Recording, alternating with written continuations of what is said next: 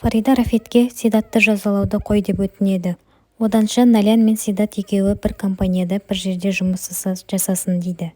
Фарида Рафетті ақыры көндіреді. Фарида Налянға қоңырау шалып, ақыры алдың-ау Налян ханым, сен қайдасың, не істеп жүрсің? Қасыңда әлгі жүргізуші Хайри болса айт, сені компанияға апарсын дейді. Налян, жоқ, ол менің қасымда емес, мен таксидемін дейді.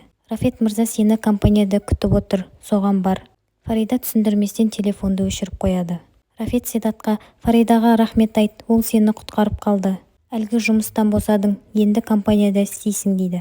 Фарида, әйеліңмен бірге істейтініңе өте қуаныштымын деп Хайридің көзінше әдейі айтады. Жана айнаға қарап сылаңдап тұрған кезде оған Фарида ханым хабарласып, «О, Фарида ханым, ақыры хабарластыңыз-ау». Фарида, саған не керек, не үшін хабарластың маған дейді. Сіздің осы даусыңызды өте қатты сағындым. Маған сіздің немереңіз туралы бір суреттер келді. Фарида, сенің күйеуің кетіп сен есіңнен адасайын депсің. Жана, тек күйеуден кеткендер емес, күйеуде болған адамдар да көңіл көтеріп жүр екен дейді. Фарида қатты ашуланып кездесетін жерді айт дейді. Рафет Налянға барлығын айтады, сен енді компанияда істейсің дейді. Налян, мен өте қатты таңғалып тұрмын, бірақ керемет ұсыныс екен, үйде жалғыз өзім ішім пысты. Апаң бізге күшті идея тастады дейді. Бұны сізге апам айтты ма? Әрине жақсы ұсыныс екен деп тұрған кезде Селен мен Левент келеді. Рафет, сендер енді екеуің демалсаңдар болады. Енді барлығын Налян мен Седат атқарады дейді. Селен ашуланса да білдірмей сендер үшін қуаныштымыз дейді. Сені шығарып салайын, Хайри апарып тастайды дейді. Фаридат Жанаға, менің уақытым жоқ, мені не үшін шақырдың? Маған тез айт, сен қандай сурет жайлы айтып тұрсың? Сенімен мылжыңдасып отыратын менің уақытым жоқ, кәне тезірек көрсет дейді. Жанна суретті көрсетеді. Міне қараңыз, бұл сіздің немереңізбен жүргізуші емес пе? Жақсылап қараңыз дейді. Фарида өте қатты ызаланып, ашуланып, іштей жынданып тұрады. Фарида бірден Жаннаға, саған не керек? Фарида ханым, сізде барлығы жақсы ма? Мен еш нәрсені қаламаймын. Мен тек сізбен Налянды қорғағым келеді.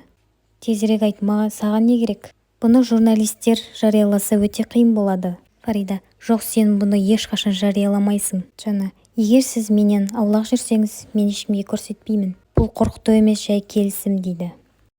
Бірге жағажайға барғанымызда апаңызға айтқан жоқпын, ол білмейді. Сіз маған ашулысыз ба? Жоқ, мен сізге ашулы емеспін. Тек мен бұл әңгіме жайлы сөйлесім келіп тұрған жоқ дейді. Егер сіз қарсы болмасаңыз. Музафир ашуланып, мен кетуім керек, бірнеше күнге кетемін, ешкімге айтушы болма. Налян сыртта естіп тұрып, бірден Музоға келеді. Музо, мен сыртта естіп қалдым, саған не болды? Музо, мен сен айтқандай оған бір мүмкіндік бердім.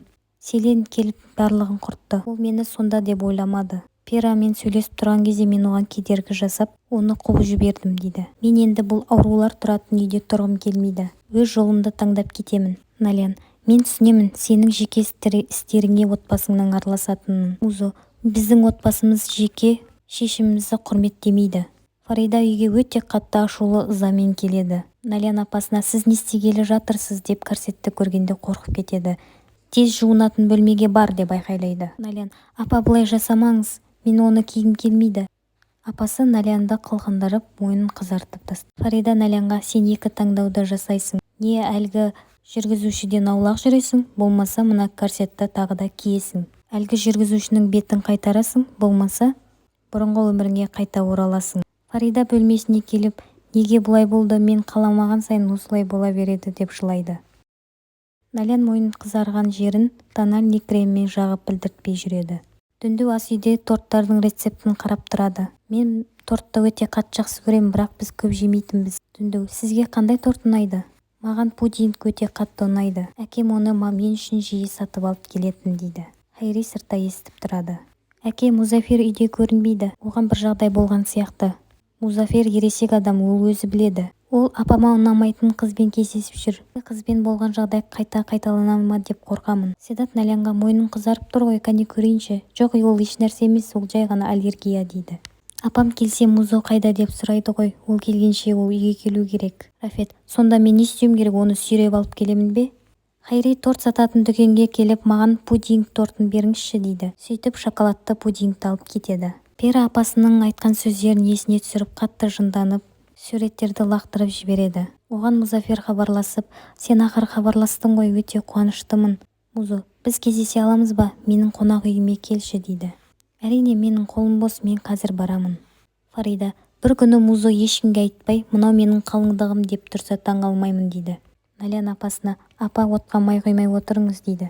Фарида: енді шындықты айтқаныма кінәлімін бе? Селен әкесіне: Музо мені дұрыс түсінбеген сияқты. Оның жүрегі тағы жараланып қалмасын деймін. Седат: жоқ, ол жағдай қайталанбайды дейді. Налян: сен кім жайлы айтып жатырсың? Седат: мен Мелиса жайлы айтып жатырмын. Налян Селенмен сөйлесуге келеді. Сенімен сөйлескім келеді, егер қолың бос болса. Мен Музо туралы естідім. Оған кішкене уақыт берсек қайтеді? Оны кішкене уақыт жайына қалдырайық. Тыңда, Налян, мен Музоны сенен артық жақсы білемін. Ол менің бауырым, менің қаным. Оны жалғыз қалдырым келмейді. Налян: иә, мен түсінемін, тек Пера мен екеуінің арасына шектеу қоймасақ деймін. Селен: менімше сен шектен шығып бара жатқан сияқтысың. Налян: неге? Түсінбедім. Сенің оған жақсылық тілейтініңді білемін, бірақ өз орныңды басқа істерге араласпауыңды сұраймын. Егер сен кеше онымен сөйлеспегенде, ол бүгін үйден кетпес еді. Налян: өкінішті, дәл солай ойлайтыныңа деп кетіп қалады. Налян қатты ренжіп қалып сыртқа шығады. Пера қонақ үйге келеді. Үстіме мән берме, сен хабарласқаннан кейін мен бірден жүгіріп үйге келдім. Тіпті киімімді ауыстырып үлгермедім деген кезде Музо оны құшақтайды. Налян мойнындағы ізін айнаға қарап тұрған кезде Седат келіп: сенде барлығы жақсы ма? Иә, бұл тек аллергия дейді. Саған Махмуд мырза хабарласып тұр, алсаңшы. Седат: мен оған қанша айттым кешке звондама деп, қоңырауға жауап берейін деп кетіп қалады. Жана, сен бұндай уақытта не үшін хабарласып тұрсың? Жана: ашуланба, мен тек сені сағындым. Одан да төменге түс, мен сенің үйіңнің алдында тұрмын дейді. Седат терезеден көріп: сенің есің дұрыс па, мені жайыма қалдыр. Жоқ, мен сені көрмей кетпеймін. Тез сыртқа шық, әйтпесе мен сенің үйіңе кіремін дейді. Седат Налянға: менің жұмыстарым бар деп өтірік айтып кетіп қалады. Қазір келемін дейді. Ей, Хайри, сен бұндай уақытта тәтті жеп тұрсың ба? Мен қазір жарты сағаттан кейін келемін дейді. Сен жаңадан көлік алғансың ба? Жанна: саған ұнап тұр ма? Мен көлік алдым. Іші кең, екеумізге арналған деп күледі. Седат: сен шынымен де есіңнен ауысыпсың. Жанна: әйелің қалай, үй ішің қалай дейді. Седат: барлығы жақсы, ол қазір үйде. Седат: мен өз өміріме ризамын. Посуда жуудан да әлгі жұмыстан да құтылдым деп түсіп кетіп қалады. Жанна қатты ашуланады. Хайри Седаттың жоқтығын пайдаланып Налянға хат тастап жібереді.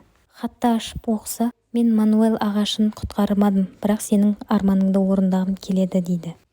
Есікті ашып қараса, бір затты көріп, бірден бөлмесіне кіріп кетеді. Ішін ашып қараса, өзінің сүйікті шоколадты пудинг торт екен. Хайридің бергенін бірден біліп, терезеге қарап екеуі жымияды.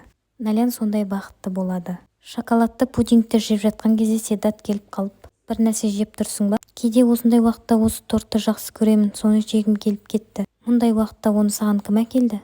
Хайри мырза әкелді ма? Иә, Хайри әкелді, бірақ айтпашы апама. Апам білсе, сен неге торт жеп жүрсің деп маған ұрсады. Өтінем, айтпайсың ғой, ә? Седат: уайымдама, мен оған айтпаймын дейді. Налян рахаттанып тортын жеп отырады. Налян кеңсеге дайындалып жатады. Седат: бүгін сұлу болып кетіпсің дейді.